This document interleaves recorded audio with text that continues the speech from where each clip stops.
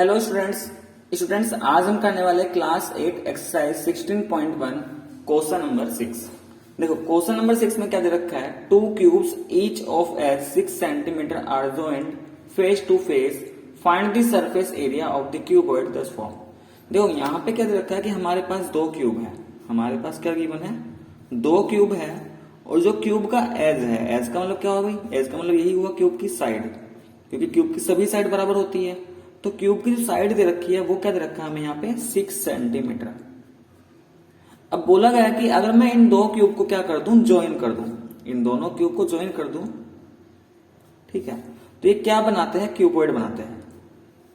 तो ये जो क्यूबॉइड बना है, मुझे इस क्यूबॉइड का क्या निकालना है, सरफेस एरिया।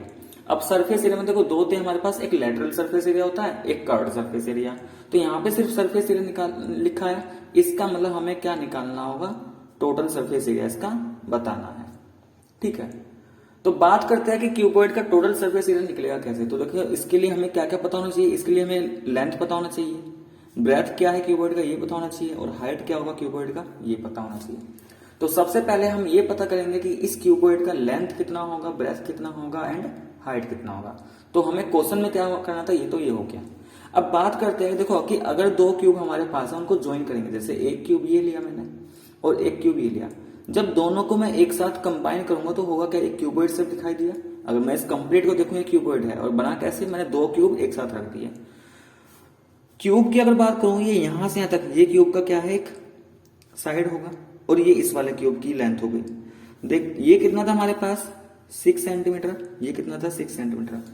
तो ये कंप्लीट क्या होगा, यहां से यहां तक ये क्यूबॉइड का लेंथ बन जाएगा। तो क्यूबॉइड का लेंथ तो क्या हो गया 6 + 6 यानी कि 12 सेंटीमीटर। लेकिन अगर बात करें हम इस क्यूबॉइड की ब्रेथ की या फिर हाइट की, तो देखो ये तो क्यूब के बराबर ही रहेगा, ये क्या रहेगा, क्यूब के बराबर ही रहा। तो ब्रेथ क्या है इसकी 6 सेंटीमीटर और हाइट क्या रहेगी 6 सेंटीमीटर। ठीक है, तो जब दो क्यूब को कंबाइन करेंगे तो लेंथ हमारी क्या हो गई, ऐड हो गई थी, और ब्रेथ और हाइट जो क्यूब का था उसी के बराबर रहा। अब क्या करेंगे, सीधे सीधे यहाँ पे फॉर्मूला यूज कर लेंगे। Total surface area of cuboid के लिए हमने फॉर्मूला पढ़ा था, 2 ब्रैकेट में LB + B × H + H × L। सभी वैल्यू को यहाँ पे पुट करेंगे तो ये जगह 2 ब्रैकेट, L कितना है 12 और ब्रेथ हमारे पास 6, 2 × 6, breadth 6, height 6 plus height 6, length 12 हो जाएगी। सिंप्लीफाई करेंगे, ये 2, 12 × 6 = 72, 6 × 6 = 36, 6 × 12 = 72। ऐड करेंगे तो 2 + 6 8, 8 + 2 10 हो गया, कैरी 1 है, 7 + 3 10 + 7 17 और कैरी 1 18। और इसको मल्टीप्लाई करेंगे यहाँ पे, ये आ जाएगा फाइनली 360। एंड यूनिट क्या है, क्योंकि साइड का डायमेंशन क्या था सेंटीमीटर, तो एरिया क्या क्या क्या होगा सेंटीमीटर स्क्वायर। तो हमारा आंसर कितना आ गया 360 सेंटीमीटर स्क्वायर। नेक्स्ट आता है क्वेश्चन नंबर 7 पे। तो हमारा क्वेश्चन नंबर 6 कंप्लीट हो गया। Next question number 7। Question number 7 देखो, क्वेश्चन नंबर 7 में क्या है, the TSA of cuboid is 40 metre square. हमें गिवन क्या है, क्यूबॉइड हमारे पास गिवन है, और इस क्यूबॉइड का हमें क्या गिवन है, TSA गिवन है, मतलब कि टोटल सरफेस एरिया, मतलब उसके 6 फेसेस हैं, उन सभी के फेसेस का एरिया हमें गिवन है 40 मीटर स्क्वायर। आगे बोला and it's lateral surface area, यानी कि लेटरल सरफेस एरिया को मैं शॉर्ट में लिख दे रहा हूं LSA, ये कितना दे रखा है 26 मीटर स्क्वायर। फाइंड करना हमें एरिया ऑफ फ्लोर, हमें क्या फाइंड करना है, एरिया ऑफ फ्लोर, फ्लोर मतलब फर्श का एरिया हमें फाइंड करना है। अब देखो, अगर मैं यहाँ पे क्यूबॉइड शेप बनाता हूं, सबसे पहले मैं यहाँ पे क्यूबॉइड शेप बना देता हूं।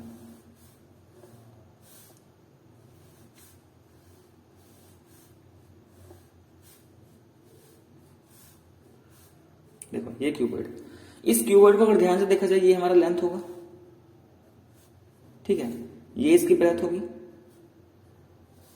और ये क्या होगा, इसका हाइट होगा।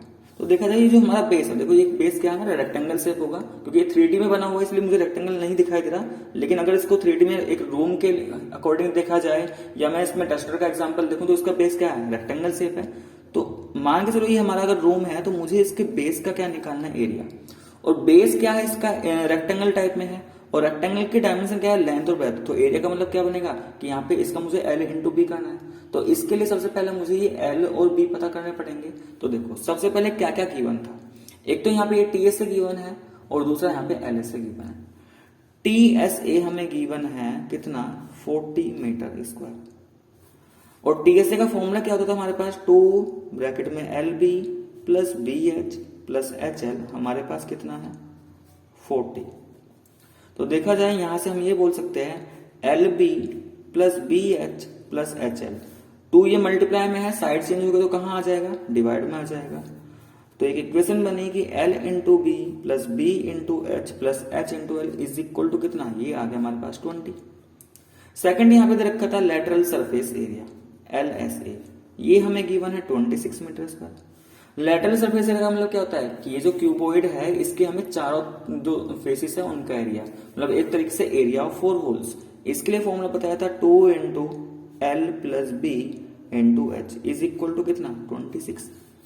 इस 2 को तो मैं इधर लेके आता हूं 26 के डिवाइड में आ जाएगा, लेकिन ये जो h है h का मैं कर दे रहा हूं अंदर मल्टीप्लाई।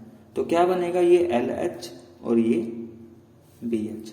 तो ये कितना आ जाएगा यहां से L H plus B H is equal to कितना 30। ठीक है, अब क्या करेंगे, देखो यहां पे हमारे पास 2 इक्वेशन बन गई है, ये हमारी इक्वेशन नंबर 2। एक इक्वेशन ये है और दूसरा इक्वेशन ये है। अगर मैं यहां पर इक्वेशन 1 में से माइनस कर दूं इक्वेशन नंबर 2 को, तो होगा क्या, देखो ये हमें दे रखा था L B plus B H plus H L, मैंने माइनस कर दिया एल एच और बी एच। ठीक है, आरएचएस में क्या बना 20 माइनस 30। ये एच एल और एल एच एक ही है, ये कट जाएंगे, ये बी एच से बी एच कट जाएगा। तो यहां पे क्या बचा हमारे पास L into B is equal 20 minus 30 कितना हो गया 7। और ये एल इंटू बी क्या होगा, देखो यही तो हमारा एरिया होने वाला है फ्लोर का। देखो फ्लोर है हमारा ये नीचे वाला बेस, और इस बेस के अंदर लंबाई आएगी या चौड़ाई, क्योंकि ऊंचाई तो इसके अंदर डायमेंशन नहीं आता, लेंथ आएगा ब्रेथ, तो हमें एल इंटू बी ही निकालना था। तो एल इंटू बी कितना है 7। तो ये एल इंटू बी ही क्या है हमारा area of floor, area of floor. अब क्योंकि ये एरिया है और डायमेंशन जो चल रहा है था लेंथ ब्रेथ हाइट का, डायमेंशन क्या था यहाँ पे, देखो जो एरिया का डायमेंशन था मीटर स्क्वायर, अब ये भी एरिया ही है तो यूनिट क्या हो जाएगी 7 मीटर स्क्वायर। ठीक है, नेक्स्ट आते हैं यहाँ पे क्वेश्चन नंबर 8 पर।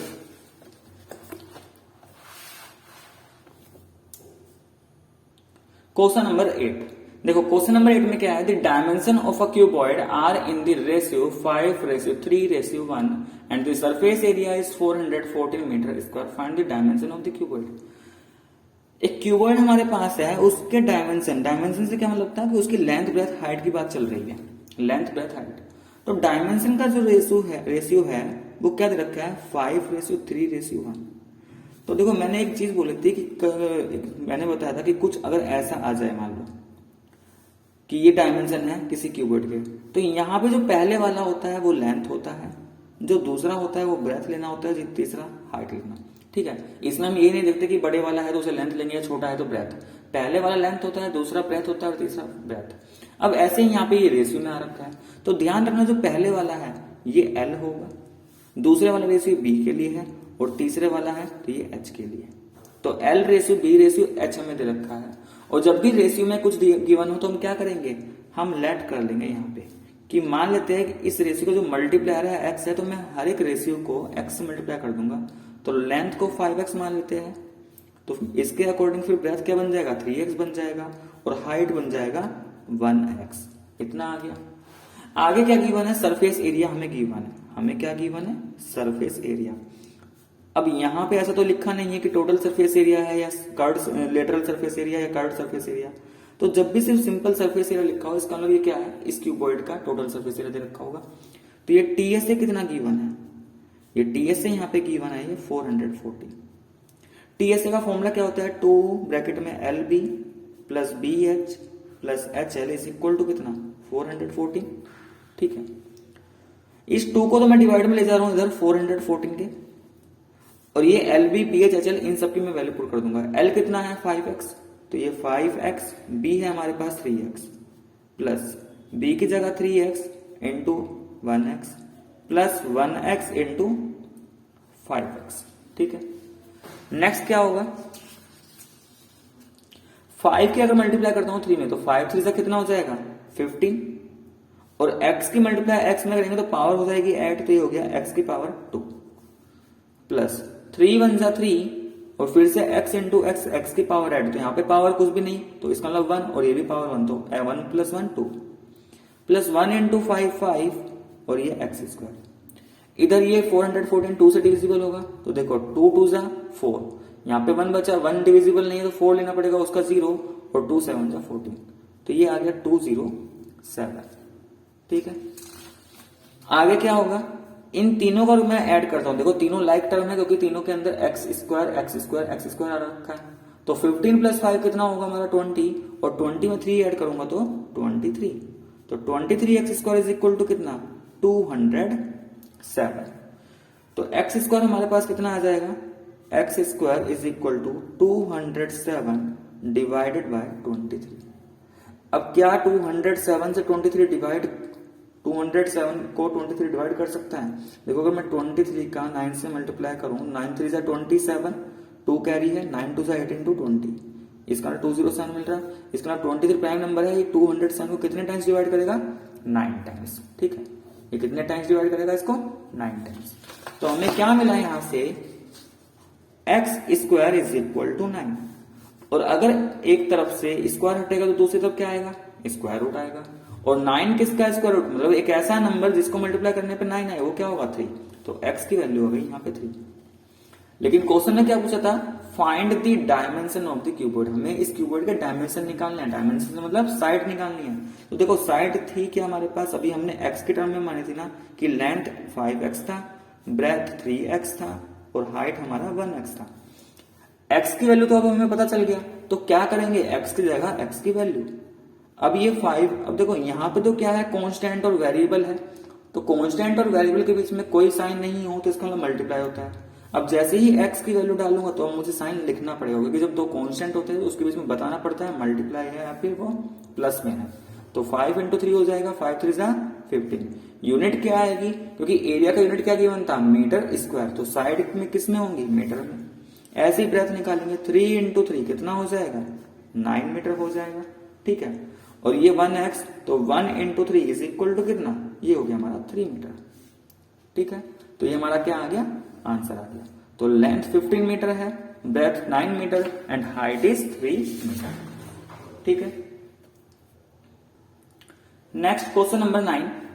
क्वेश्चन नंबर 9 में गिवन है area of 4 walls of a room is 51 metre square. सबसे पहले जो भी गिवन है उसको हम नोट कर लेते हैं, एरिया ऑफ 4 वॉल्स, तो एरिया ऑफ 4 वॉल्स कितना गिवन है 51 metre square. Next, if the room is 5 metre long, अब बोला गया है रूम 5 मीटर लॉन्ग, मतलब रूम की लेंथ कितनी हो गई 5 मीटर, एंड 3.5 मीटर वाइड, तो वाइड का मतलब क्या हो गई चौड़ाई यानी कि ब्रेथ, तो ब्रेथ हो गई हमारी 3.5 metre. Then find the height of the room, और हमें क्या निकालना है h हमें फाइंड करना है। तो देखो ये तो सीधा सीधा फॉर्मूला बन रहा है कि हमने क्या पढ़ा हुआ है कि area of 4 walls, area of 4 walls का फॉर्मूला क्या होता है 2 into L plus B into H. Area of 4 walls कितना गिवन है हमें 51, तो सभी वैल्यू पुट करेंगे 51 is equal to 2 into L कितना है 5 प्लस बी कितना हमारे पास 3.5, और ये मल्टीप्लाई में है एच। सोल्व करेंगे, देखो 51 इज इक्वल टू 2, 5 प्लस 3.5 ऐड करेंगे तो कितना हो जाएगा 8.5 आ जाएगा into H. 51 is equal to, और देखो 2 का भी अगर 8.5 में मल्टीप्लाई करूं, अगर मैं 8.5 को भी किससे मल्टीप्लाई करता हूं 2 से, तो 2 5 जा 10 होगा, 2 8 जा 16 17, पॉइंट के बाद एक डिजिट है तो एक डिजिट से पहले पॉइंट, तो 17.0, और 17.0 का सिंपली मैं 17 लिख सकता हूं, तो 17 इंटू एच। लेकिन हमें ये एच फाइंड करना है, तो इस 17 को यहां से रिमूव करना पड़ेगा, और यहां से रिमूव करेंगे तो कहां जाएगा आरएचएस में। लेकिन आरएचएस में कैसे जाएगा, क्योंकि 17 एच के मल्टीप्लाई में, तो साइड चेंज होने पर डिवाइड में। 17 से 51 कितने टाइम्स 3 टाइम्स, तो एच आ गया यहाँ पे 3, लेकिन डायमेंशन यूनिट क्या चल रही थी मीटर, तो एच है हमारा 3 मीटर। तो ये हो गया हमारा आंसर। ठीक है, लास्ट क्वेश्चन ऑफ एक्सरसाइज 16.1, देखो क्वेश्चन नंबर 10।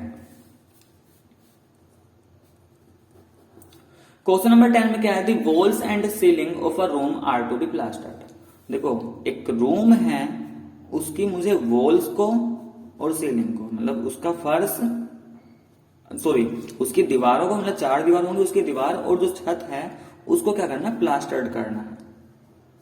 ठीक है, उस पर हमें प्लास्टर्ड कराना है। आगे लिखा length breadth and height of the room are 4.5 metre, 3 metre and 350 centimetre respectively.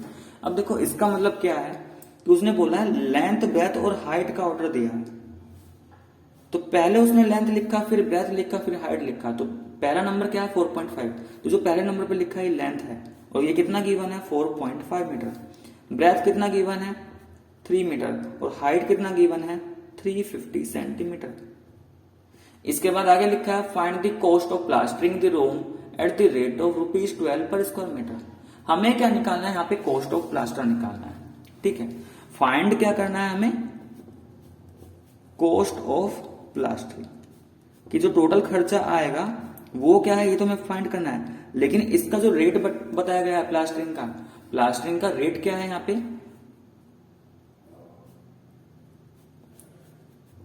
Rate का मतलब कि अगर 1 मीटर स्क्वायर एरिया को प्लास्टर करेंगे तो कितना खर्चा आएगा, ये दे रखा है यहाँ पे ₹12 पर मीटर स्क्वायर। ठीक है, मतलब अगर 1 मीटर स्क्वायर एरिया है तो उसके लिए ₹12 का खर्चा आएगा, तो हमें बताना है टोटल खर्चा कितना आएगा।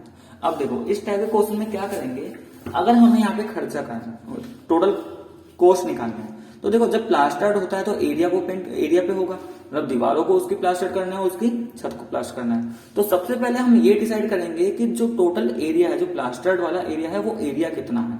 तो सबसे पहले तो हम निकालेंगे यहाँ पे एरिया, कौन सा एरिया जिसको हमें प्लास्टर्ड करना है। तो उसमें क्या है, वॉल्स को और सीलिंग को हमें प्लास्टर्ड करना है। तो एरिया टू बी प्लास्टर्ड, ठीक है। अब ये एरिया कैसे निकालेंगे, एक तो इसमें एरिया ऑफ 4 वॉल्स आ जाएगा, area of 4 walls plus area of ceiling, छत का आ गया इसमें। अब देखो 4 वॉल्स का तो सीधे सीधे फॉर्मूला बता रखा है 2 × L + B × H प्लस, अब इसके लिए अगर एरिया निकालूंगा तो इसमें क्या आएगा L × B, क्योंकि अगर ध्यान से देखो, अगर मैं सीलिंग की बात करूं या फिर रूफ की बात करता हूं फर्श की, ठीक है, यानी कि फर्श और छत की बात करते हैं, उसमें लेंथ और ब्रेथ आता है। ठीक है, तो एरिया ऑफ सीलिंग में क्या आएगा, लेंथ आएगा और ब्रेथ आएगा, तो दोनों का क्या करते हैं मल्टीप्लाई, तो सीलिंग का एरिया आ जाएगा।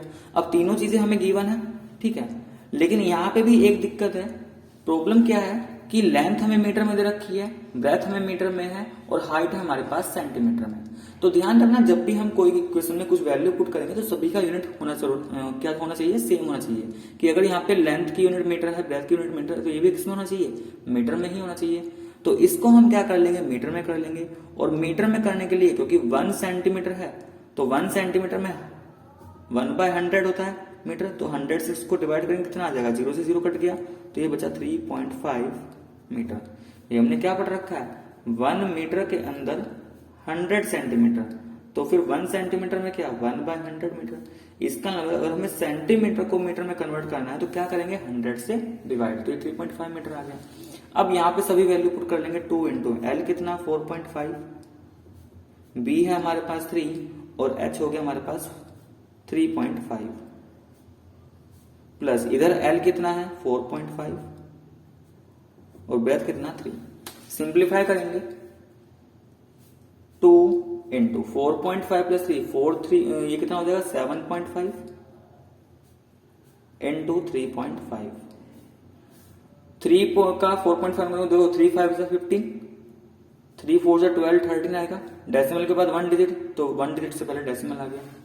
इन तीनों की मल्टीप्लाई करूँ, सबसे पहले मैं 2 की 7.5 में कर लेता हूँ। 2 5 से 10 होगा, 2 7 से 15 14 और कैरी 15, और यहाँ पे एक डेसिमल, तो 15.0 × 3.5, और इधर आ गया 13.5। अब ये 15 है और ये 3.5, तो 15 का भी अगर मैं 3.5 में मल्टीप्लाई करूं तो कितना आ जाएगा, 5 5 से 25 हो जाएगा, 5 1 से 5 2 7 हो गया, फिर 3 5 से 15, 3 1 से 3 4 हो गया, ये 5 7 5 12, 525।